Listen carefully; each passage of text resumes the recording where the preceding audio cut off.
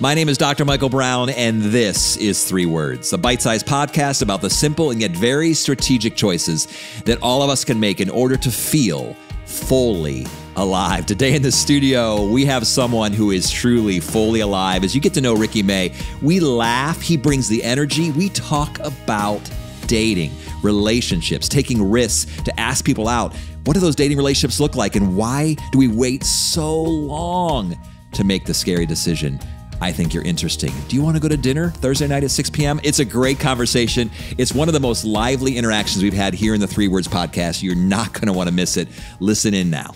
Ricky May, it is always a pleasure seeing you. In fact, when you walked into the studio today, I just I got to give this guy a hug. You are such a dynamic person, but also just a special friend. But a lot of folks maybe don't know who you are. You've been in one episode, but for many of our listeners and viewers, this is the first time that they've actually seen or heard Ricky May. So tell us a little bit about yourself. Yeah, I think I had way shorter hair last time I was on too. I don't recall, but who are you? Luscious May. Who am I? So I'm Ricky May. I am a health coach from Toledo, Ohio. Represent.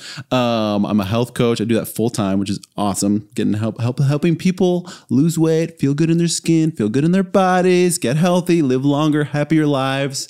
I'm a single dad. Divorcee. What else do you want to know? Devoted father, devoted son. Love to work out. Love to do stuff outside.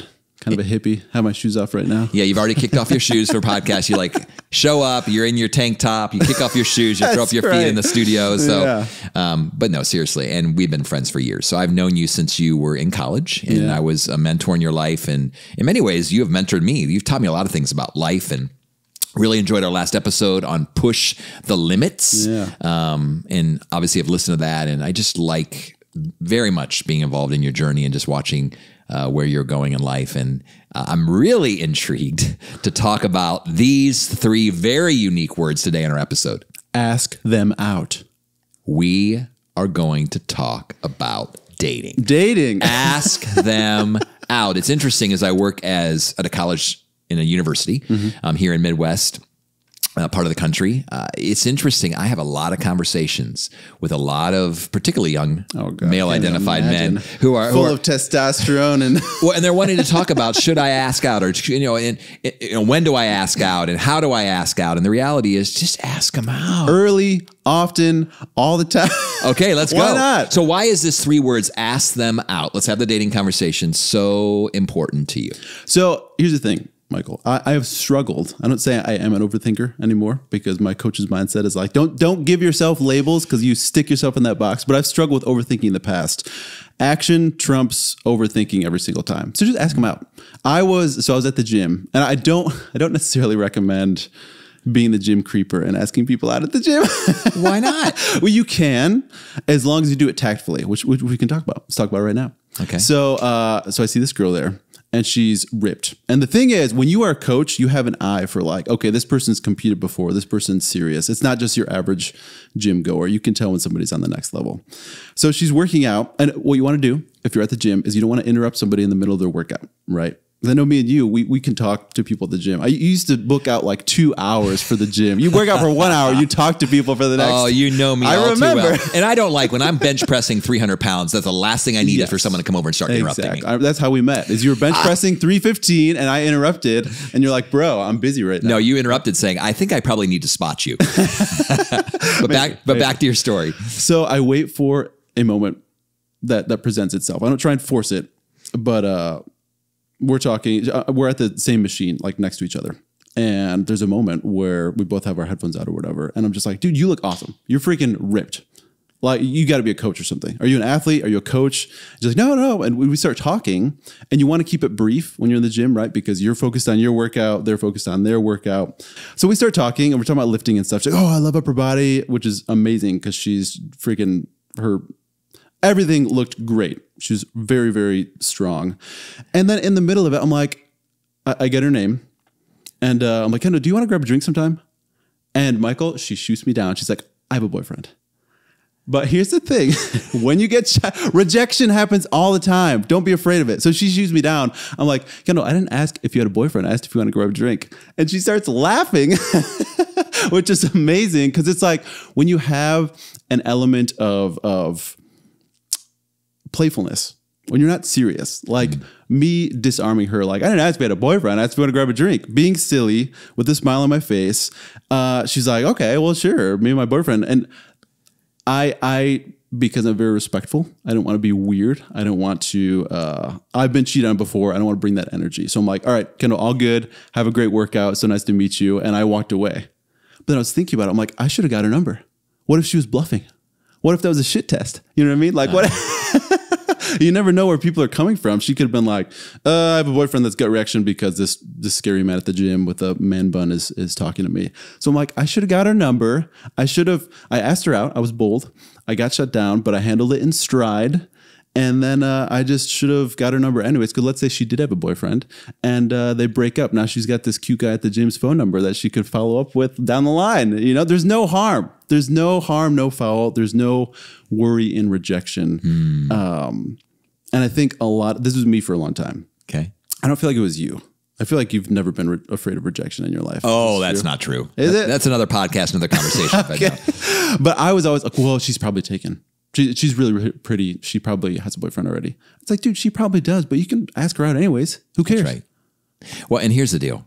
You're tying into a conversation that I have probably more often than any other conversation. We actually did a podcast episode on this with my son. We had the conversation entitled Build Your Confidence. And I still, to this day, go on record saying it is the number one most requested conversation that people want to have with me as a life coach is help me build my confidence. And in the previous episode, we talked about the acrostic CONFIDENT, 9 choices you can make to build your confidence. And the first one you embodied.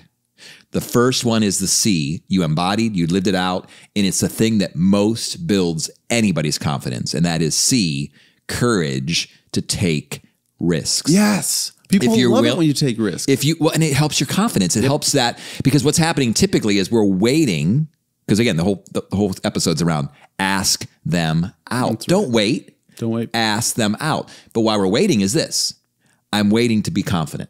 Yes. I'm waiting for the motivation. Yes. I'm waiting for the perfect moment. Yep. I'm waiting for, there's not going to be always the perfect moment. You're not always going to feel 100% confident. Yes. You need to take a step and do it. And as you have courage and actually choose to take risks, your confidence grows, and then you can do this particular episode, ask them out, as well as a variety of other episodes we've talked about that require a little bit of gumption. For sure. Grit. For sure.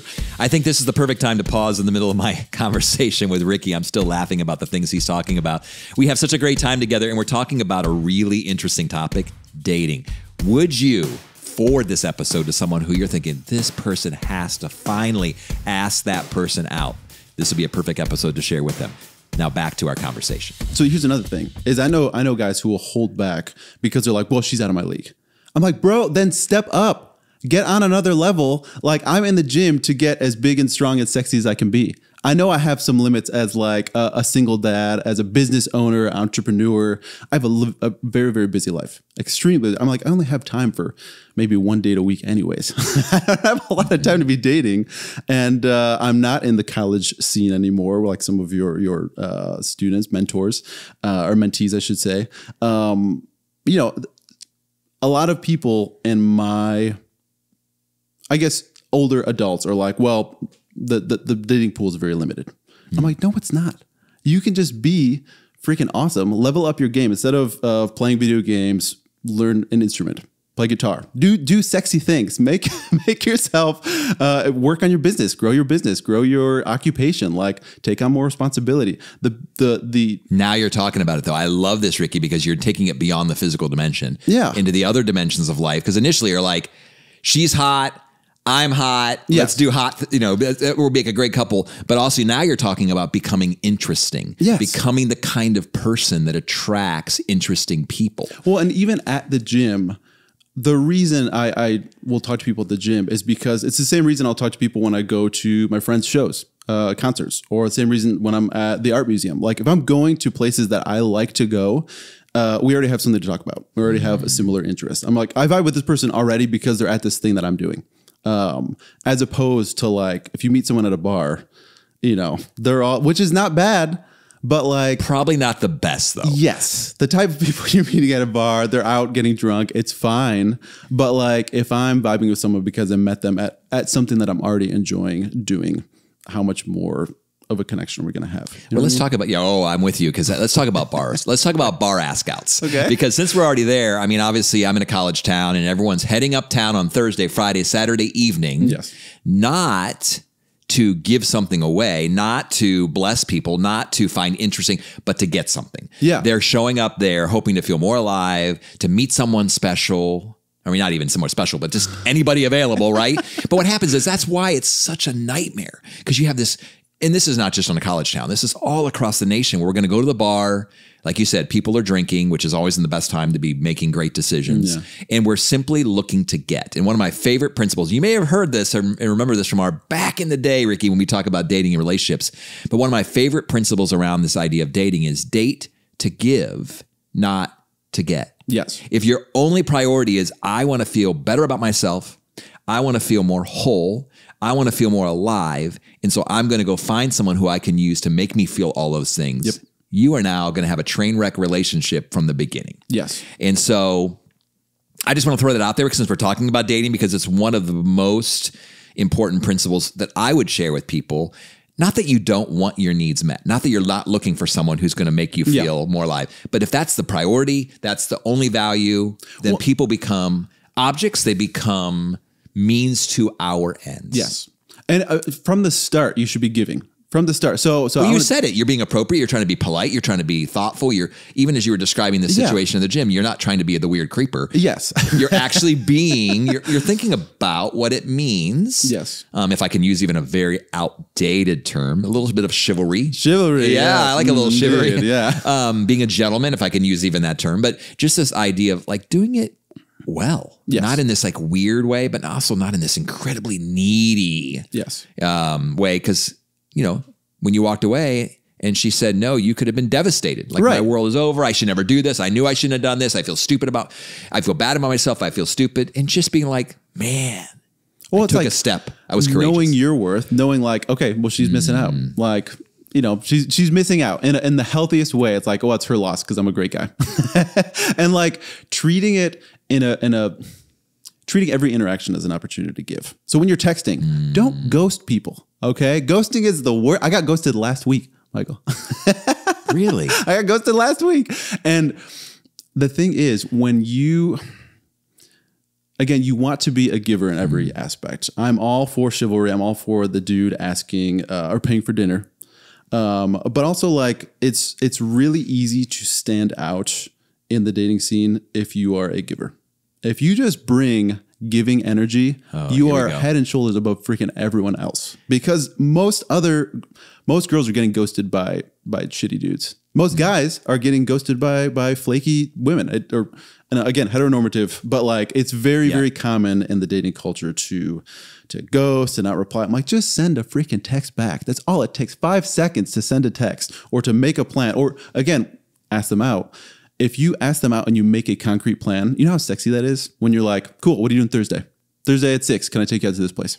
Place. You actually have a plan. Yes, I love that. Yeah. You make a plan. Intentionality. It's huge. Ask them out and have a plan. Those are like two podcasts right there. Well, and it's funny you mentioned, bring the energy too, because I was thinking about that 3-word phrase for potential episode. I thought if I ever do an episode on bring the energy, Ricky May is going to be doing that episode with me, because you bring a certain amount of energy and charisma and just interesting. You're interested. It goes back to a principle I talk about a lot, in that if you walk into every space more interested in people than being interesting to people, then immediately you are attractive, and not just physically attractive, but just as a human being. You know, as you know, I do a lot of conferences around the country, and a lot of the work I do is with fraternities, with male-identified college students and executives and so forth, in a variety of national social fraternities. And I've done these conferences all over the country, and one of my favorite seminars or sections of what we talk about in the 12 Dimensions of Life is dating and relationships and so forth. And I love to actually ask this question and say, I want you to raise your hand. Yeah. And I say this question, you probably already know I'm going to say, how many of you in this room have waited so long to ask that person out on a date that you really wanted to take on a date and get to know, that by the time you finally muster the courage, they're already dating someone else? Oh, not only that, they're Literally already dating 3/4 of the hands go. It's like they all can think of an exact situation where that was true. Well, and again, heteronormative, but like women are smarter than men. Women know when you're interested. You don't have to say, "Wow, you're really, really pretty." They can tell just by the way you look at them. They've got that sixth sense. And again, we're going very hetero right now, so I want to be aware of that. But I'm just saying, in my experience, it's like women have the sixth sense. They know you're interested. You don't have to say it. Just ask them out. They already know you're interested. They knew right away, and they also know right away if they're interested. The attraction is almost like biological. They know pretty quickly, and you are definitely lessening your chances when you are hesitating a lot. Yeah, it's very assertive. It's very sexy to just go for it. You know what I mean? Well, I want to hear your final comments, but I do want to inject one thing that's really driving me crazy about this day and age, if I can, as an old person saying this generation, right? But this generation, now they're doing this thing called talking.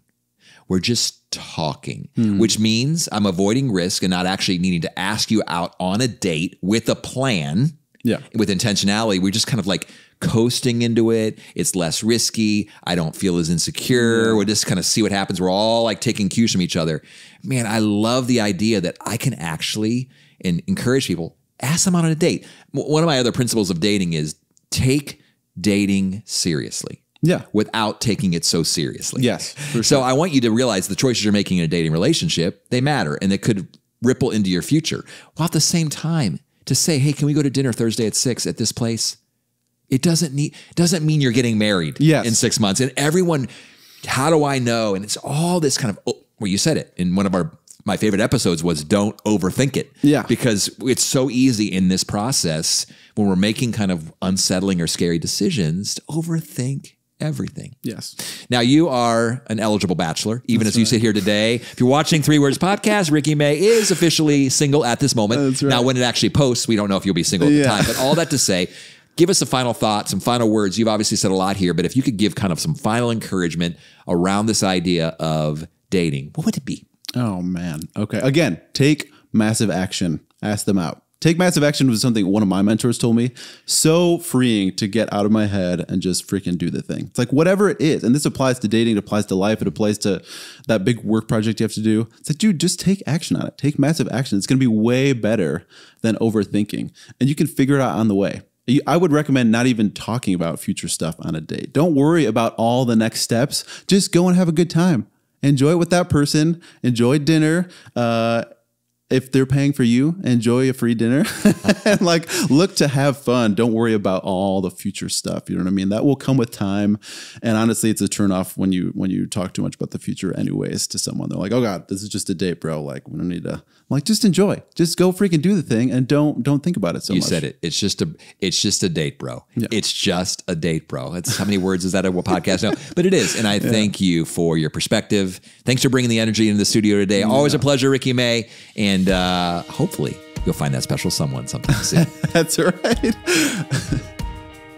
I want to check in with you here at the end of this episode with Ricky May, just to simply say thank you. We don't take for granted that you would take time every other week to listen and to engage with our conversations that we're having here. We think they're important. We've also provided some really cool resources for our friends and family and those who follow 3 Words Podcast at dmbcoaching.com/subscribe. If you go to that particular link, dmbcoaching.com/subscribe, you can actually subscribe to a lot of our really cool content, free, complimentary, monthly newsletter. We'd love to stay connected to you. And then obviously, as you share these things with friends and as you continue to evolve into your best version, we are so excited and so honored to be on this journey with you. So until next time.